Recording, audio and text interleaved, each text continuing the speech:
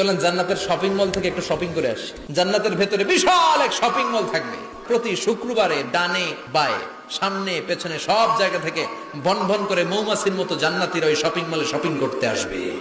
ইচ্ছে মতো দেদারসে পোশাক কিনবে, ইচ্ছে মতো শপিং করবে, টাকা দেয়া লাগবে না, ক্রেডিট কার্ড লাগবে না। সুবহানাল্লাহ পড়েন। সর্বপ্রথম জান্নাতীদেরকে কি খাওয়ানো হবে জানেন? মাছের ভুনা কলিজা। মাছের ভুনা কলিজা পেয়ে জান্নাতীরা কোপায় ফেলবে। খাইতে খাইতে শেষ। ফেরেশতারা বলবে এত খায়েন না, সামনে আরো আছে। পুরুষদের জন্য আল্লাহ তাআলা জান্নাতের হুরদের ব্যবস্থা করেছে।